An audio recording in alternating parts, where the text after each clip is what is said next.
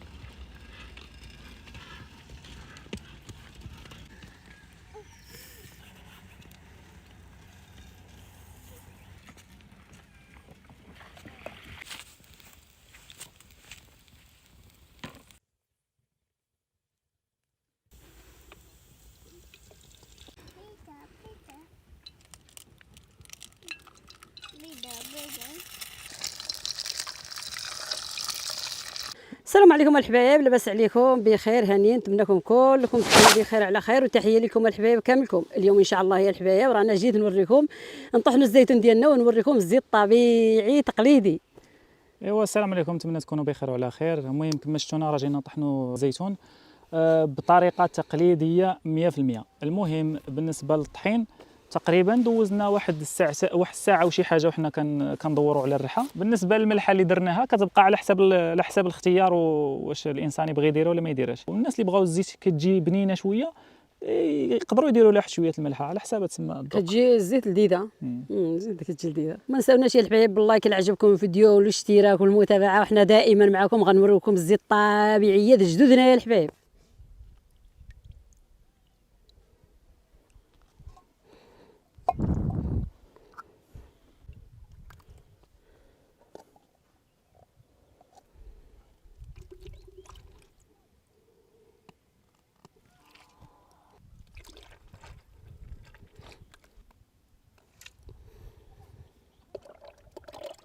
ايوا هذا هو الزيت مهزوز على الريحه، ودابا ان شاء الله غنعصروه في الشاميه. هذا هو الاخوان. بالنسبه لهذا الزيت هذا راه الناس ما تيبيعوهش، يعني هذا الزيت هذا هو نورمالمون هذا الزيت هذا خصنا نورمالمون ملي نطحنوا الزيتون نطحنوه في عشيه ونخليوه يبات. ملي كنخليوه يبات كيعطينا خيروبي ديال الزيت، بعض المرات يقدر يوصل حتى ل 10 يطرو. دابا مع شويه مزروبين ما خليناش يبات. وبالنسبه للاخوان الناس اللي كيبغيو الزيت البلديه على حقها وطريقه، هذه هي الزيت البلديه. اما هذيك اللي كتكون في الطاحونه راه لابد كيسخنوا الزيت، حيت الناس اللي في الماكينه ضروري كيحتاجوا يديروا المطايب باش كيخرج الزيت. حتى الثمن الناس اللي كيبيعوا الزيت في الريحه، حنا الثمن ديالنا دابا حاليا حنا في المنطقه غير في الدوار وفي المنطقه اللي حدانا، ماشي في نفس الجبل، حيت كاين جبال اللي بعاد علينا الثمن مختلف على حساب الزيتون شحال كيعطيهم. حنا الزيتون واصل عندنا الزيتون ديال الطحين اللي ماشي مخصور واصل تقريبا 10 دراهم، وبالنسبه للزيت كيعطينا ما بين 12 حتى ل 15 يطرو هذا العام. هذا الاعوام الاخرى كتعطي اكثر على حسب كل عام وكيفاش تسمى، حيت هذا العام هذا شويه الشجره شويه ناقصه. وبالنسبه للثمن، الثمن ديال الرحى ديال بلديه بحال هكا راه بعض المرات كيوصل ما بين 1800 حتى ل 100 درهم، حيت الناس قلال اللي كيطحنوا بالرحى هذه، قلالين. والناس اللي كيطحنوا بالمواكن في المنطقه ديالنا غير في الدوار في المنطقه اللي قريبه واصل الثمن تقريبا 1400 لتر.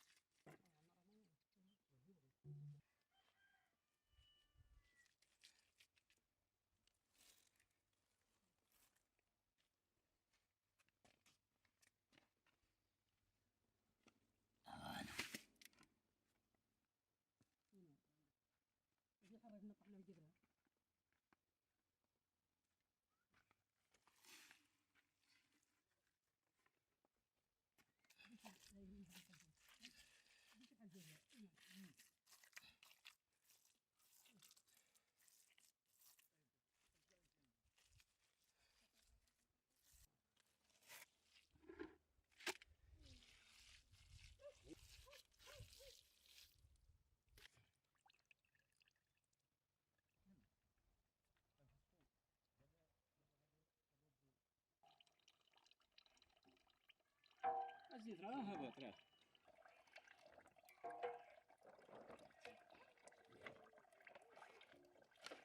جرني عندك شويه زيد.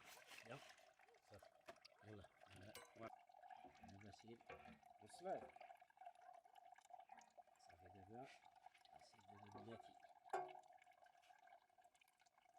شوفي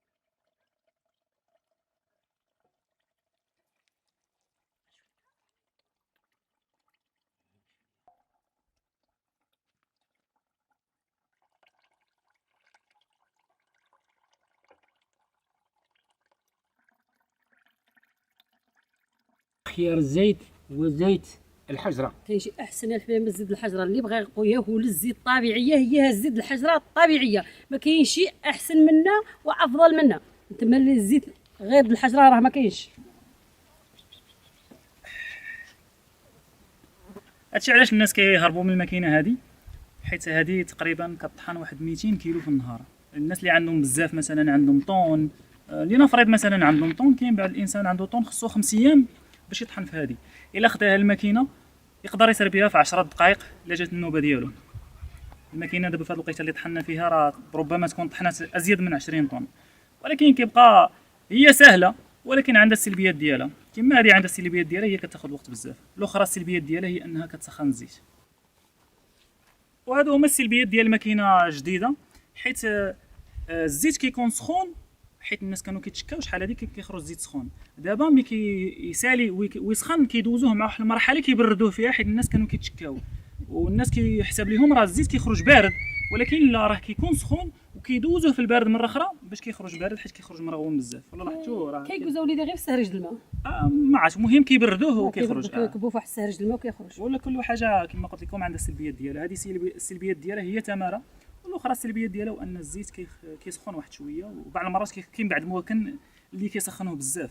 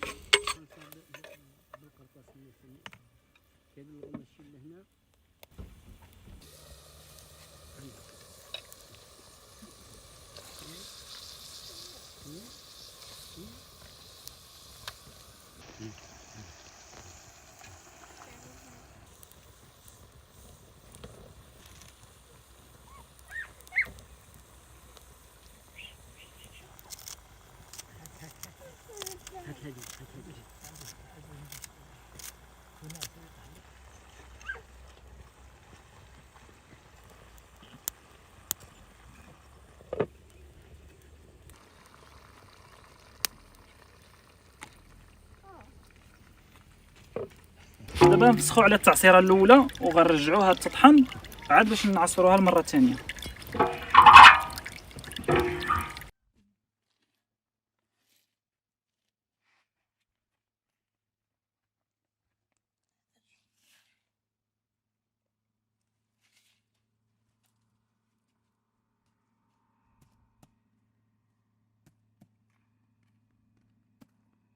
دابا يا الحبايب رحنا غنفرغوا الشوامي ديالنا باش نعاودوا الطحنه الثانيه ان شاء الله. هاولا عطينا الكميه الزيت كتعطي البركه.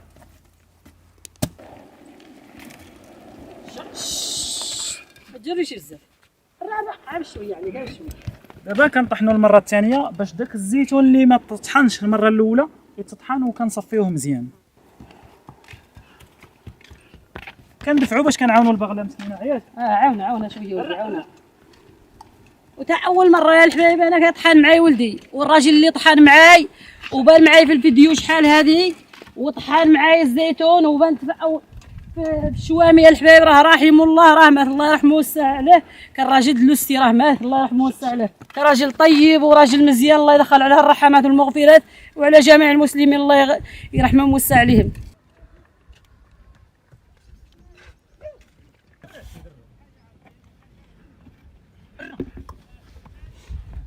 وهذا هو الزيت ديالنا يا الحبايب اللي نجمع لنا في التعصيره الاولى.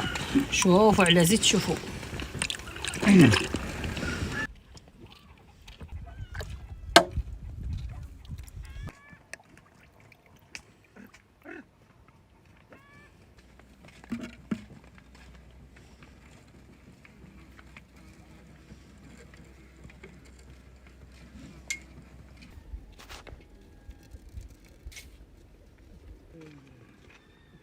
يا بسم الله. ودابا الاخوان ان شاء الله غنعمروا التعصيره الثانيه. التعصيره الثانيه هي اللي كنقطعوا منها الزيت. دابا كملنا كنعصروا التعصيره الثانيه ما كيبقى والو فيها الحبايب، ونعمروا الشوامي التعميره الثانيه ان شاء الله.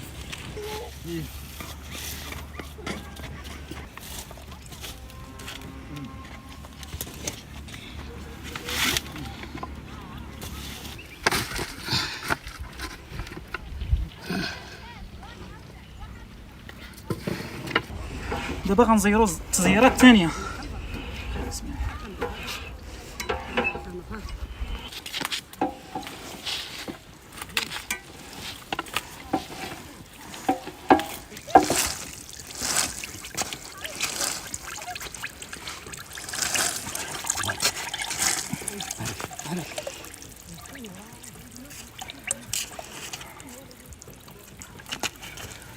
دابا غنبقاو نسينوه حتى يقطر كامل، هو كيقطر وحنا نزيرو ومن بعد حتى يصفى ونهزوه.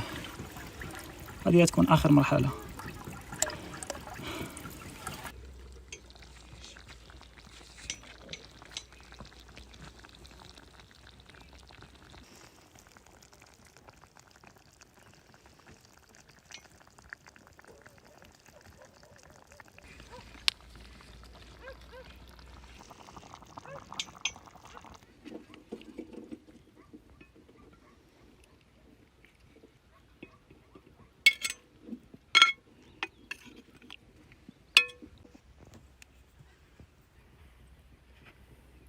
بسم الله ندوقوا هذه القويمله ديالنا، القويمله زمان هي القديره ولكن راه القويمله زمان الناس هذا الشيء اللي كان عندهم بكري. بسم الله. ودابا يا الحبايب غنهزوا دابا الهزه الثانيه. هذه الهزه الاولى كبينا هنا وكبينا هنا شي بركه كما تشوفوها، ونهزوا الهزه الثانيه ان شاء الله يا ربي. بسم الله. انت عاود الهزه الثانيه تبارك الله غير خير. ايوا دابا يا المتتبعين ديالي عند كما تشوفوا يا الحبايب راه حنا البركه ديالنا حنا طحناها ونمشيو بحالنا ونغطيو الريحه ونخلوها عاود تقطر. تصبح تبارك الله شي يطرو الزيت ولا نص يطروه ما عبرنا شحال صبح. والبركه هي هذه. والبيدوزه ديالنا فين تبارك الله عاود هي قيفين تقريبا فيها واحد جوج بواده، حيت الاخراني كنكبوه كيبقى شويه د مرجان، هذا ما صافيش مزيان. المهم حنا بالنسبه للمنطقه ديالنا هذا العام هذا تقريبا حنا ملي كنجيبوا الماكينه ما بالنسبه يعني الريحه العاديه ما كنوزنوش، ولكن جوايه داك 200 كيلو 180 كيلو هي اللي كنت طحناها تقريبا يكون عطاتنا واحد 5 البواده وشي حاجه بحال هكا 5 وداك الشيء اللي شايط وحنا ما كوزناش يعني بالتقريب يعني ما وزناش شحال ديك القنطه، ولكن غيكون الخناشي ربما ما بين 180 حتى ل 200 بحال هكا. المهم نتمنوا هذا الفيديو يكون نال الاعجاب ديالكم ونتلاقاكم في فيديو واحد اخر ان شاء الله. السلام عليكم. وحنا الحبايب اهم حاجه عندنا هي الزيت الطبيعي، وتحيه لكم كاملكم. واللي بغى الزيت يكتب لنا في الكومونتيرات الزيت هذه راه كاينه الحبايب. اللي بغى الزيت اصليه للدواء ولا شي حاجه كتبوها لنا في التعليق وصيفطوا لنا النمره ديالكم تجيكم ان شاء الله. ان شاء الله. بالنسبه لنا حنايا يعني الله طحنا الطحنه هذه ما كافياش، ولكن اللي بغى الزيت عمي احمد هو فينا مورحه. الناس اللي بغاو يعرفوا المنطقه بالضبط هذا السيد هذا دائما تيطحن الزيتون ديالو في الرحه في الدار ديالو. اللي بغاها راه جا تقريبا في الدوار مندلس ما بين مندلس ونهار موقاش يسول غا على احمد العداريه غيوصلوا حتى لعندو. في الاقليم تقريبا المنطقه ديال الشفشاون اقليم زومي قلعه بقره يسول على نهار منقاش ويسول على مندلس. هو جا بين نهار منقاش ومندلس. اللي بغى الزيتون موجود واللي بغى الزيت موجود، مرحبا به.